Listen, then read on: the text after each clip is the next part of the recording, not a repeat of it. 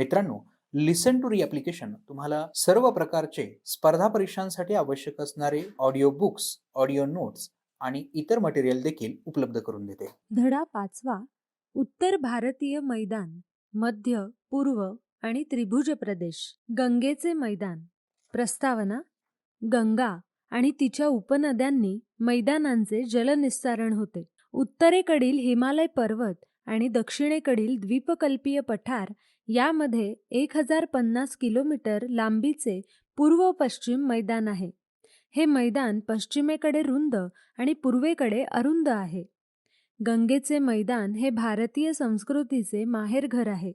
हरिद्वार, मथुरा, प्रयाग म्हणजेच अलाहाबाद, काशी म्हणजेच वाराणसी आणि गया या प्राचीन आणि पवित्र शहरांनी अनेक साधू आणि तत्वज्ञानी लोकांना प्रेरणा आणि प्रोत्साहन दिले आहे. गंगेच्या उगमस्थानाकडील बाजूचे मैदान सुमारे 550 किलोमीटर लांब आणि सुमारे 380 किलोमीटर रुंद आहे. यामध्ये पश्चिमी उत्तर प्रदेशाचा समावेश होतो. गंगेच्या मध्य बाजूची मैदाने सुमारे 600 किलोमीटर लांब आणि 330 किलोमीटर रुंद पट्ट्यात पूर्व उत्तर प्रदेश आणि बिहारमध्ये विस्तारली आहेत. पश्चिम बंगालचा भाग गंगेच्या मुखाकडील बाजूच्या मैदानांनी व्यापलेला आहे. भूरचना. गंगेचे मैदान अनेक नद्यांनी वाहून आणलेल्या गाळापासून बनलेले जगातले सर्वात विस्तृत सलग गाळाचे क्षेत्र आहे. या प्रदेशाचे गंगा, यमुना, चंबळ, गोमती, घागरा आणि कोसी या महत्त्वाच्या नद्या आहेत. ही सपाट मैदानं कालवा जलसिंचनासाठी उपयुक्त आहेत. भूजल स्रोतांच्या दृष्टीने हे क्षेत्र संपन्न आहे. तांदूळ आणि गहू ही 2 मुख्य पिके येथे घेतली जातात. या क्षेत्रातील इतर महत्त्वाची पिके म्हणजेच मका, ऊस आणि कापूस ही आहेत. ऊर्ध्व गंगेच्या मैदानी प्रदेशातील सखल पूर क्षेत्रातील नवीन गाळाचे संचयन होऊन तयार झालेल्या प्रदेशाला खादर असे म्हणतात. तर किंचित उंच असलेल्या जुन्या गाळाच्या प्रदेशाला भांगर असं म्हणतात. मोठे दगड, गोटे आणि वाळू इत्यादींनी तयार झालेला सुमारे 30 किलोमीटर लांबीचा पट्टा शिवालिक पर्वताच्या दक्षिण पायथ्यालगत आढळतो. त्याला भाबर असे म्हणतात. हिमालयाच्या उतारावरून वाहत येणारी नदी या पट्ट्यात लुप्त होते आणि भाबरच्या दक्षिणेकडील तराई पट्ट्यात पुन्हा प्रकट होते. तराई हा दलदलीचा प्रदेश आहे. गंगेच्या मध्य मैदानी प्रदेश एकजिन्सी प्राकृतिक वैशिष्ट्यांचा आहे. या प्रदेशाची उंची समुद्र सपाटीपासून अतिशय कमी आहे. नैसर्गिक बांध, नागमोडी वळणं आणि नालाकृती सरोवरं ही येथील नद्यांची प्राकृतिक वैशिष्ट्ये आहेत. गंगेच्या मुखाकडील मैदानाला अत्यल्प उठाव आहे. जलपैगुरी आणि दार्जिलिंग जिल्ह्यातील टेकड्यांच्या पायथ्यालगत असणाऱ्या कमी उंचीच्या प्रदेशाला दुआर म्हणतात. भूतानच्या आसपासच्या पूर्व हिमालयातील टेकड्या आणि पूर मैदाने यामधील प्रवेशद्वार म्हणजेच दुआर होय. दुआर याचाच अर्थ दार असा होतो. यातून भूतानला जाण्याचे मार्ग गेले आहेत. या मैदानांचे जलनिस्सारण गंगा आणि तिच्या उपनद्यांनी होते. या नदीला घागरा, गंडक आणि कोसी या उपनद्या आहेत.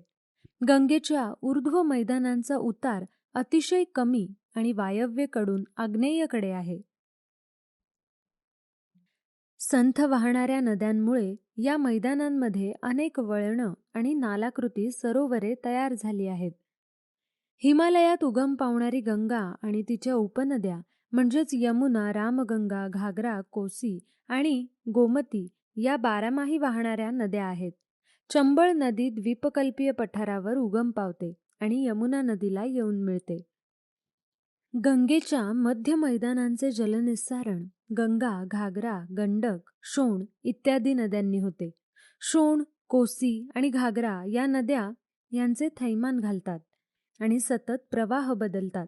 त्यामुळे या नद्या विध्वंसक ठरतात. द्वीपकल्पीय पठारावर उगम पावणारी शोण नदी ही गंगेची उपनदी आहे. गंगेच्या मुखाकडील मैदानी प्रदेशातून ब्रह्मपुत्रा आणि सुवर्णरेखा या नद्यांमुळे समांतर जलनिस्सारण दामोदर नदी गंगेच्या त्रिभुज प्रदेशात गंगा हुगळी प्रणालीमध्ये येऊन मिळते. हवामान. संपूर्ण मैदानी प्रदेशात उन्हाळा, पावसाळा आणि हिवाळा यांच्या वैशिष्ट्यांसह मोसमी हवामान अनुभवयास मिळते. आमचे असेच ऑडिओ लेक्चर ऐकत राहण्यासाठी तुम्ही या ऑडिओसोबतच्या लिंकवर क्लिक करून प्ले स्टोअरवरून आपले ॲप्लिकेशन डाउनलोड करू शकता. गंगेच्या ऊर्ध्व मैदानी प्रदेशात फेब्रुवारी महिन्यात तापमान वाढण्यास सुरुवात होते आणि जून महिन्यात या प्रदेशात 48 अंश सेल्सिअस पर्यंत तापमान वाढते. उन्हाळ्यातील उष्ण लू वारे असह्य असतात. वातावरणातील आर्द्रता ही कमी असते. पूर्व भागातील पश्चिम बंगालच्या भूभागात नैऋत्य मोसमी वारे जूनमध्ये येतात.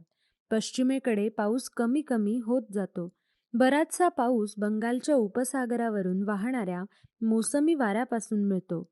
नैऋत्य मोसमी पाऊस झाल्यानंतर कोरडे आणि थंड मंद वारे वाहायला सुरुवात होते. डिसेंबरमध्ये हिवाळ्याची सुरुवात होते. हिवाळ्यातील जानेवारी महिन्यात किमान सरासरी प्रमाण 4 अंश सेल्सिअस एवढे खाली येते. गंगेच्या मध्य मैदानी प्रदेश हा संक्रमण पट्टा आहे. येथील तापमान 30 अंश ते 34 अंश सेल्सिअस असते.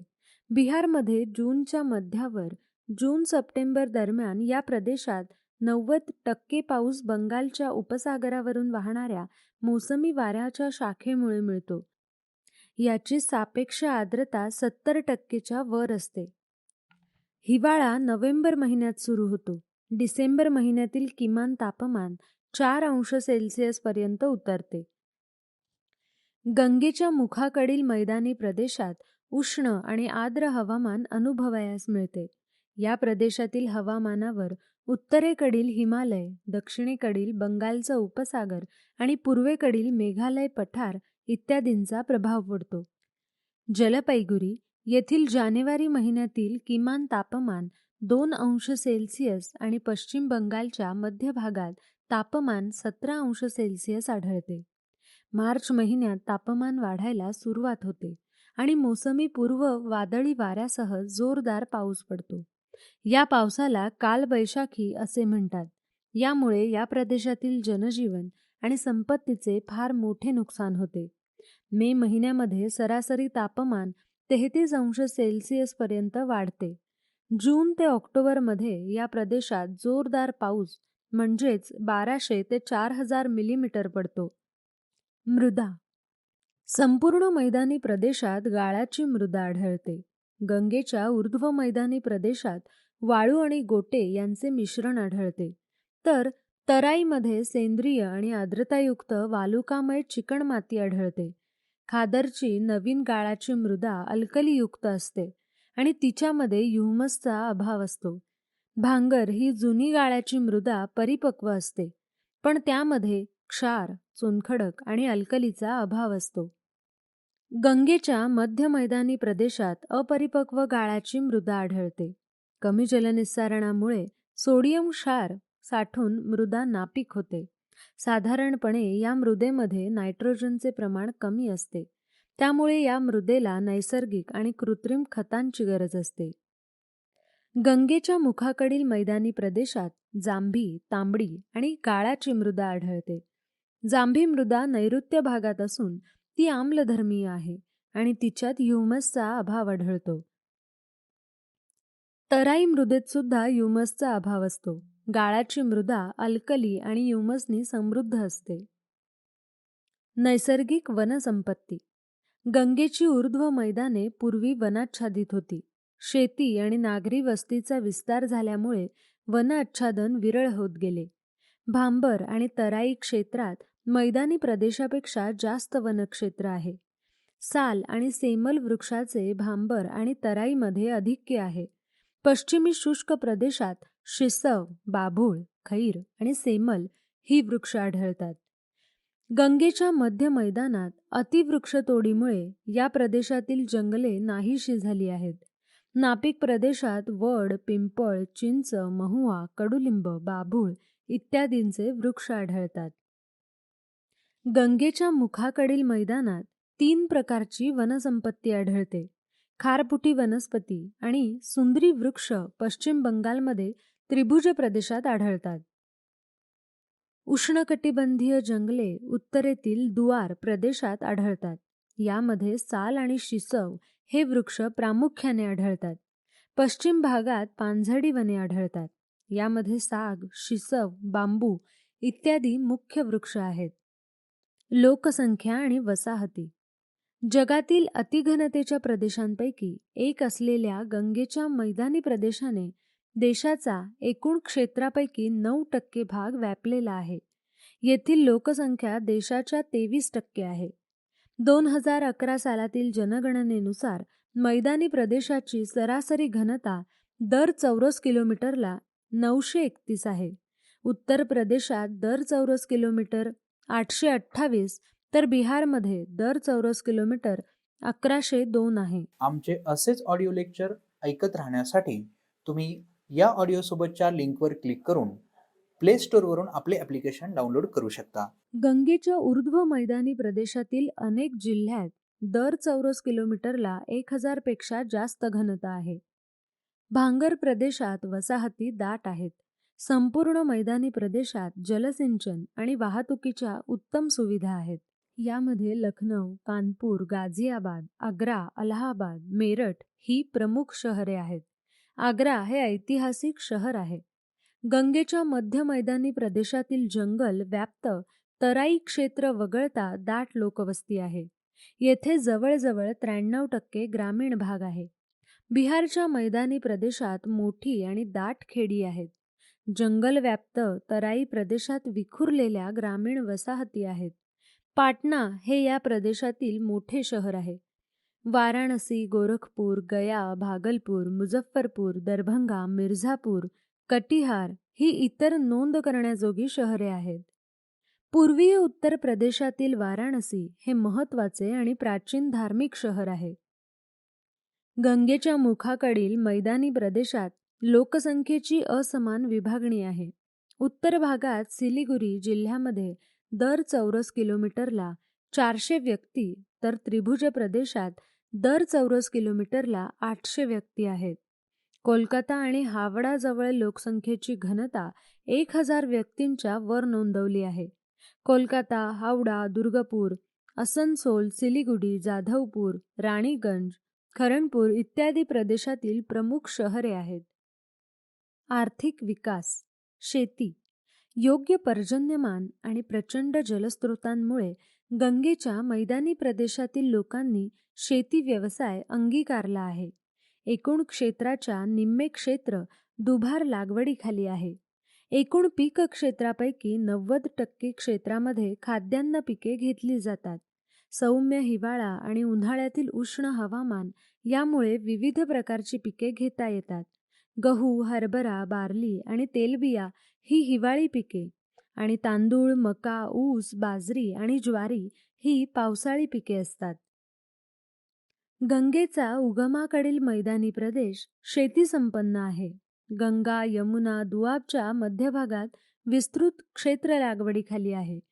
अन्नधान्यांमध्ये गहू आणि तांदूळ ही महत्त्वाची पिके आहेत. बाजरी, मका आणि ज्वारी ही पिके येथे मोठ्या प्रमाणावर घेतली जातात.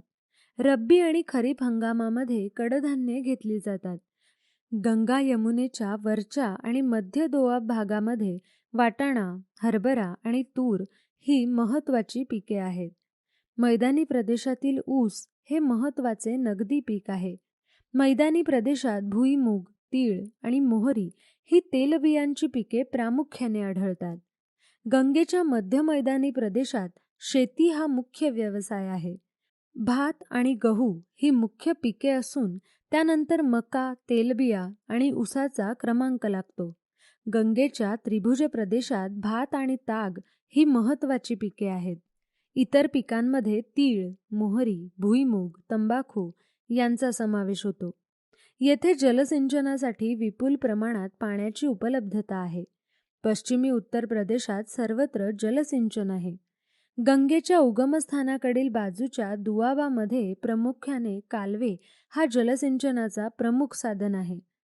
गंगेच्या ऊर्ध्व मैदानी प्रदेशात मध्य आणि निम्न गंगा कालवा, पूर्व यमुना कालवा आणि कूपनलिका ही महत्त्वाची जलसिंचनाची साधने आहेत. गंगेच्या मध्य मैदानी प्रदेशात पर्जन्यमान अनियमित आहे. उत्तर बिहारमध्ये अत्यल्प क्षेत्र जलसिंचनाखाली आहे, तर दक्षिण बिहारमध्ये विस्तृत क्षेत्र जलसिंचनाखाली आहे. दक्षिण बिहारमध्ये कालवे आणि उत्तर बिहार आणि पूर्व उत्तर प्रदेशात कूपनलिका हा महत्त्वाचा जलसिंचन स्रोत आहे. गंगेच्या मुखाकडील मैदानी प्रदेशात विपुल प्रमाणात पाणी आहे. दक्षिण भागामध्ये तलाव आणि सरोवराद्वारे जलसिंचन केले जाते. आमचे असेच ऑडिओ लेक्चर ऐकत राहण्यासाठी तुम्ही या ऑडिओसोबतच्या लिंकवर क्लिक करून प्ले स्टोअरवरून आपले ॲप्लिकेशन डाउनलोड करू शकता. खाणकाम. गंगेच्या मुखाकडील बाजूचे मैदान खनिज संपन्न आहे. बीरभूम, बर्धवान, बांकुरा येथे कोळसा सापडतो आणि दामोदर खोऱ्यात लोह खनिज आढळते. तांबे, अभ्रक आणि मॅंगनीज आणि गंगेच्या मुखाकडील बाजूच्या मैदानात चुनखडक आणि डोलोमाइट सापडते. गंगेच्या मध्य मैदानी प्रदेशातील गया या जिल्ह्यात काही प्रमाणात अभ्रक सापडते. उद्योगधंदे. गंगेचा मैदानी प्रदेश शेतीमध्ये अग्रेसर आहे. येथे शेतीच्या कच्च्या मालावर आधारित उद्योगधंदे आहेत. यामध्ये साखर, तेल, भात, कापूस आणि तागापासून कापड निर्मिती हे उद्योगधंदे येतात. गंगेच्या उगमस्थानाकडील मैदानी प्रदेशात साखर कारखान्याचा विकास झालेला आहे. सुती कापड गिरण्या कानपूर, रामपूर, अलाहाबाद आणि आग्रा येथे आहेत. लोकरी वस्त्रनिर्मितीच्या गिरण्या रामपूर, आग्रा, अलाहाबाद आणि मिर्झापूर येथे आहेत. तागाच्या गिरण्या कानपूरमध्ये, तर चामड्याच्या वस्तू बनवण्याचा उद्योग आग्रा आणि कानपूर येथे चांगला भरभराटीला आलेला आहे. या प्रदेशात कागद, शेती अवजारे, सायकली, क्रीडा साहित्य, तांबे आणि काशाची भांडी बनवणे हे प्रमुख उद्योगधंदे आहेत. गंगेच्या मध्य मैदानी प्रदेश कुटीर आणि लघु उद्योगासाठी अग्रेसर आहे. मिर्झापूर, गोरखपूर, वाराणसी आणि पाटणा या जिल्ह्यांमध्ये हातमाग उद्योगांचा विकास झालेला आहे. साखर कारखाने, अन्न प्रक्रिया, भात गिरण्या, कडधान्ये आणि तेलबियांच्या गिरण्या या प्रदेशात विकसित झाल्या आहेत. मिर्झापूर, भदोही आणि वाराणसी येथे रजई आणि गालिचे बनवण्याचे कारखाने आहेत. गोरखपूर आणि समस्तीपूर येथे तागाच्या गिरण्या आहेत. वाराणसी आणि भागलपूरमध्ये रेशमी साड्या तयार केल्या जातात. दक्षिण बिहारमधील दालमिया नगर हे सिमेंट, कागद आणि पुठ्ठे, प्लायवूड उद्योगांचे प्रमुख केंद्र म्हणून उदयाला आलेले आहेत. बैरोनी रासायनिक संकुल येथे आहे. येथे तेल शुद्धीकरण आणि खत निर्मितीचा कारखाना सुद्धा आहे. गंगेच्या मुखाकडील मैदानी प्रदेशात कोळसा आणि खनिजांची उपलब्धता, स्वस्त मुबलक मजूर, जलस्रोतांची उपलब्धता आणि विस्तृत बाजारपेठ या सर्वांमुळे औद्योगिक विकासाला हातभार लागलेला आहे. बहुतेक उद्योगधंदे हुगळीचे खोरे आणि असनसोल, दुर्गापूर भागात आहेत. लोखंड आणि पोलाद निर्मितीचे उद्योग कुल्टी, बर्नपूर, असनसोल आणि दुर्गापूरमध्ये आहेत. तागाच्या गिरण्या हुगळी नदीच्या काठावर आहेत. सुती कापडाचे उद्योगही विकसित झाले आहेत. रासायनिक उद्योग कोलकाता आणि हावडा येथे केंद्रित झाले आहेत. कागद उद्योग कोलकाता, टीटागड, नेहद आणि त्रिवेणीमध्ये आहेत. चित्तरंजनमध्ये रेल्वे इंजिनचे उत्पादन होते. हल्दियामध्ये रासायनिक संकुल, तेल शुद्धीकरण आणि खत कारखाने आहेत. कोलकाता हुगळी उद्योगधंद्यांचा पट्टा हा उत्तर भारतीय मैदानी प्रदेशातील प्रमुख औद्योगिक पट्टा आहे. संपूर्ण मैदानी प्रदेशात उद्योग विखुरलेले आहेत आणि ते बहुतांशी शेतीशी संबंधित आहेत. वाहतूक. गंगेच्या मैदानी प्रदेशात रस्ते आणि लोहमार्ग तयार करण्यास सुलभ असा सखल, मंद उताराचा सपाट भूभाग उपलब्ध झालेला आहे. शेती व्यवसायाच्या विकासामुळे या प्रदेशात आर्थिक विकास झालेला आहे. त्यामुळे वाहतुकीचाही विकास या प्रदेशात झालेला आहे. लोहमार्गाचे जाळे सर्वत्र चांगल्या प्रकारे विकसित झाले आहे. या प्रदेशातील लखनौ, आग्रा, पटना आणि फैजाबाद ही महत्त्वाची शहरं भारतातील इतर शहरांशी लोहमार्गाने जोडली आहेत. अनेक राष्ट्रीय महामार्ग आणि राज्य रस्ते या प्रदेशातून जातात. गंगेच्या मैदानातील प्रत्येक शहर आणि गाव रस्त्यांनी जोडलेले आहे. प्रमुख शहरातून हवाई मार्गांची सोय आहे. गंगेचा त्रिभुज प्रदेश. गंगेच्या त्रिभुज प्रदेशाचा आकार त्रिकोणी आहे. याला पंख्याच्या आकाराचा त्रिभुज प्रदेश असेही म्हणतात. गंगा ब्रह्मपुत्रेचा त्रिभुज प्रदेश बहुतांशी बांगलादेश आणि पश्चिम बंगालमध्ये विस्तारला आहे. हा जगातला सर्वात मोठा त्रिभुज प्रदेश आहे. आमचे असेच ऑडिओ लेक्चर ऐकत राहण्यासाठी तुम्ही या ऑडिओसोबतच्या लिंकवर क्लिक करून प्ले स्टोअरवरून आपले ॲप्लिकेशन डाउनलोड करू शकता. गंगेचा त्रिभुज प्रदेश हा गंगा ब्रह्मपुत्रेचा त्रिभुज प्रदेश किंवा सुंदरबनचा प्रदेश या नावाने ओळखला जातो. हा जगातील सर्वात सुपीक भूप्रदेश आहे. त्यामुळे या प्रदेशाला हरित त्रिभुज प्रदेश असेही म्हटले जाते. हा त्रिभुज प्रदेश हुगळी नदीपासून मेघना नदीपर्यंत विस्तारला आहे. बंगालच्या उपसागरात हा जवळजवळ 350 किलोमीटर लांबीचा आहे. कोलकाता आणि हल्दिया ही भारतातील त्रिभुज प्रदेशातील महत्त्वाची बंदरे आहेत. बहुतांश त्रिभुज प्रदेशातील गाळाची मृदा छोट्या अवसादाच्या सूक्ष्म कणांची बनली आहेत. हे सूक्ष्म कण नदी जशी संथ होते तसे तळाला बसतात. त्रिभुज प्रदेशात तांबडी आणि तांबडी पिवळी मृदा आढळते. या मृदेत मोठ्या प्रमाणात शेतीसाठी उपयुक्त खनिजे आणि पोषण द्रव्ये असतात. या त्रिभुज प्रदेशात वितरिका, पाणथळ भाग, सरोवरे आणि जलोढ पूर मैदाने आहेत. पुराचा धोका, हिमालयातील हिम वितळून येणारा जोरदार पाण्याचा लोंढा, उष्णकटिबंधीय चक्रीवादळ हे सर्व धोके असूनही त्रिभुज प्रदेशात मोठ्या संख्येने लोक राहत आहेत. त्रिभुज प्रदेशात आर्द्र पानझडी वृक्षांची अरण्ये आढळतात. शेतीसाठी बहुतांश जंगलं तोडली आहेत. आता जंगलाचा छोटा भाग शिल्लक आहे. दाट, उंच, गवताळी भाग केनब्रेकस नावाने ओळखला जातो. हे गवत आर्द्र क्षेत्रात वाढते. बंगालच्या उपसागराजवळ सुंदरबन हे स्वच्छ पाण्याच्या पाणथळ भागातील जंगल आहे. सुंदरबनातील कच्छवृक्ष क्षेत्र हे जगातील सर्वात जास्त कच्छवृक्ष म्हणजेच खारपुठी क्षेत्र आहे. सुमारे 20,400 चौरस किलोमीटर एवढे क्षेत्र या वृक्षांनी व्यापले आहे. या भागातील वृक्षांमध्ये सुंदरी, गर्जन, बांबू हे वृक्ष आढळतात. त्रिभुज प्रदेशातील प्राण्यांमध्ये भारतीय अजगर, वाघ, भारतीय हत्ती आणि मगरी हे प्राणी सुंदरबनमध्ये आढळतात. त्रिभुज प्रदेशातील सुंदरबन मध्ये मोठ्या संख्येने चितळ आहेत. त्रिभुज प्रदेशातील पक्ष्यांमध्ये खांड्या, गरुड, सुतार पक्षी आहेत. नदीतील डॉल्फिन आणि समुद्री डॉल्फिन या डॉल्फिन माशाच्या 2 जाती या प्रदेशात आहेत. आसामचा मैदानी प्रदेश. आसामचे खोरे किंवा ब्रह्मपुत्रेचे खोरे हा भारताच्या मैदानी प्रदेशाचा सलग भाग असला तरी पूर्व हिमालयातील भारताच्या ईशान्येकडील हा प्राकृतिक विभाग आहे. उत्तम रीतीने सीमांकित झालेला आहे. पूर्ण आसाम राज्य या भागात येते. ब्रह्मपुत्रा नदीद्वारे येथे जलनिस्सारण होते. ब्रह्मपुत्रा आणि तिच्या उपनद्यांमुळे या खोऱ्याची निर्मिती झाली आहे. या खोऱ्याची साधारण उंची पूर्वेकडे 130 मीटर आणि पश्चिमेकडे 30 मीटर अशी आहे. भूवैज्ञानिकदृष्ट्या पाहिले तर या खोऱ्याची निर्मिती जलोढ निक्षेपामुळे झाली आहे. या निक्षेपाची जाडी सुमारे 1500 मीटर एवढी आहे. ब्रह्मपुत्रा नदी आसामची जीवनवाहिनी आहे. ही नदी तीव्र घळई तसेच अरुणाचल प्रदेशातील धावत्यांमधून आसाममध्ये प्रवेश करते. तेव्हा पूर मैदाने तयार होतात. आसामचे खोरे 80 ते 100 किलोमीटर रुंद आणि सुमारे 1000 किलोमीटर लांब आहे. आसामला खनिज तेल, नैसर्गिक वायू, कोळसा, चुनखडक आणि फेल्ड्स्पारची देणगी आहे. या मैदानी प्रदेशात उष्णकटिबंधीय मोसमी प्रकारचं हवामान असून विजांसह वादळे वारंवार येतात. जगामधील जैवविविधतेने समृद्ध असे आसाम हा प्रदेश आहे.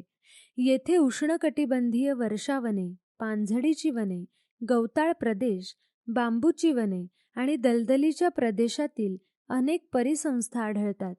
यातील अनेक परिसंस्था या वनसंरक्षित राष्ट्रीय उद्याने आणि संरक्षित वने घोषित केली आहेत. आसामच्या मैदानी प्रदेशातील भारतीय गेंड्यासाठी काझीरंगा राष्ट्रीय उद्यान जागतिक वारसा स्थळ आहे. सोनेरी लंगूर, बदक, बंगाल तणमोर आणि पिग्मी हॉंग या धोक्यात आलेल्या जातींसाठी आसाम महत्त्वाचे आश्रयस्थान आहे. इतर धोक्यात आलेल्या प्राण्यांपैकी वाघ, हत्ती आणि गिबन या प्राण्यांची संख्या आसाममध्ये उल्लेखनीय आहे. पांढऱ्या पंखाचे कष्ट बदक हा आसामचा राज्य पक्षी आहे. ऑर्किडकरता आसाम प्रसिद्ध आहे. आसाममधील जंगली पाणम्हशींची जगात सर्वात जास्त संख्या आहे. आसाममधील मृदा आणि हवामान चहाच्या मळ्यांसाठी योग्य आहे. आसामच्या वरच्या भागात चहाच्या मळ्यांची भरभराट झाली आहे. सध्या भारतातील आसाम राज्य चहा उत्पादनासाठी अग्रेसर आहे. येथे दाणेदार आणि उच्च चहाच्या जातींचे उत्पादन होते. उच्च प्रतीच्या चहाची पूड येथून युरोप आणि अमेरिकेत निर्यात केली जाते. भात, मोहरी, ताग, बटाटे, रताळी, केळी, सुपारी, ऊस आणि हळद या सर्व उत्पादनात आसामचा महत्त्वाचा वाटा आहे. विविध प्रकारची लिंबूवर्गीय फळे, पालेभाज्या, वनौषधी, मसाले इत्यादींचे माहेरघर आहे. 2011च्या जनगणनेनुसार आसामची लोकसंख्या 3.12 कोटी आहे. या प्रदेशात 45 विविध भाषा बोलणारे वेगवेगळे लोकसमूह आहेत. येथे प्रामुख्याने आसामी आणि बंगाली या 2 प्रमुख भाषा बोलल्या जातात. पूर्वीपासून वेगवेगळ्या वंशाच्या सांस्कृतिक गटांचे येथे विलिनीकरण झाले आहे. त्यामुळे परंपरेने आसामी लोकजीवनात वेगवेगळ्या संस्कृतींची सरमिसळ आहे. आसाममध्ये महत्त्वाचे विविध पारंपरिक उत्सव साजरे केले जातात. सर्वसाधारणपणे महत्त्वाचा बिहू हा उत्सव संपूर्ण आसाममध्ये साजरा केला जातो. खूप उत्साहाने साजरा केला जाणारा दुसरा सण म्हणजे दुर्गा पूजा. आसामला ललित संस्कृतीची समृद्ध परंपरा लाभली आहे. तसेच येथील गान परंपरा देखील समृद्ध आहे. बिहू आणि इतर उत्सवांशी संबंधित लोकनृत्य आणि गीते पूर्वापार चालत आली आहेत. पर्यावरणीय समस्या.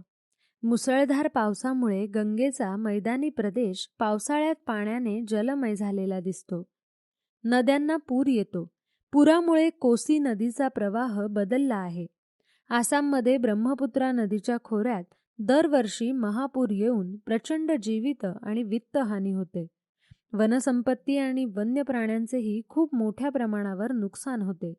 ऊस आणि इतर पिके अतिरिक्त जलसिंचनाखाली आल्यामुळे जमिनीची क्षारता ही दुसरी समस्या शेतकऱ्यांना भेडसावते. वादळे, लू, उष्ण वारे ही मे आणि जून महिन्यातील उन्हाळी ऋतूतील समस्या आहे. उत्तर प्रदेश, बिहार, सिलगुरी प्रदेश आणि आसामच्या मैदानी प्रदेशात महापूर आणि भूकंपाचे सौम्य धक्के अनुभवायला येतात. लिसन टू ॲप्लिकेशन तुम्हाला सर्व स्पर्धा परीक्षांसाठी आवश्यक असणारी ऑडिओ नोट्स, ऑडिओ बुक्स आणि इतर मटेरियल देखील उपलब्ध करून देते. चला तर मित्रांनो, भेटूयात पुढच्या लेक्चरमध्ये. तोपर्यंत धन्यवाद.